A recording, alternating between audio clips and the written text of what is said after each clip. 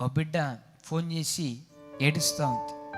ఏంటమ్మా అన్నా, ఎవరేమన్నా నేను తట్టుకోగలను, కానీ సొంత మా అమ్మమ్మే ప్రతిసారి నన్ను అవమానపరుస్తుంది, ప్రతిసారి నన్ను హేళన చేస్తుంది. ఏం హేళన చేస్తుందమ్మా? ఆ బిడ్డ ఏమన్నా తెలుసా? అన్నా, నీకు భక్తి లేదే, నీకు ప్రార్థన లేదే, నీవు ఇంతేనే, నువ్వు బాగుపడవే, నువ్వెందుకు అట్లా అయిపోయావో తెలుసా, దేవుని దగ్గరికి రాకే అట్లా అయిపోయావు. ఆ బిడ్డ ఏముందో తెలుసా?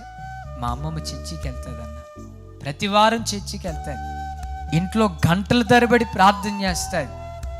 మాట్లాడుతూ ఏముందో తెలుసా? మీరు చెప్పండి అన్న, అంత భక్తిగా బ్రతికే తల్లి నన్ను కూర్చి ఆ మాట అనొచ్చా? నిజమే, భక్తి లేదేమో, ప్రార్థన లేదేమో, కానీ చెప్పే విధానంలో ఉంటుంది.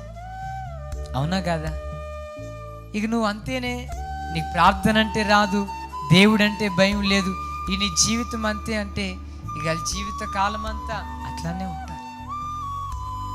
దైవజనమా, ఎప్పుడు నీ ఇంటి వాళ్ళ దగ్గర నీకు సాక్ష్యం ఉండాలి, నీ బంధువుల దగ్గర నీకు సాక్ష్యం ఉండాలి, నీ ఉద్యోగ స్థలంలో సాక్ష్యం ఉండాలి. కొంతమంది అత్తలకు కోడళ్ళ దగ్గర పొరపాటున సాక్ష్యం ఉండదు. ఇక్కడ బాగానే ఏడుస్తారా, ఏడ్చుకుంటూ ప్రార్థన చేస్తారు. పాపం అత్తమ్మ గ్లాసు నీళ్ళు అడిగితే చచ్చిన పొరపాటున గ్లాసు నీళ్ళు ఇవ్వరు.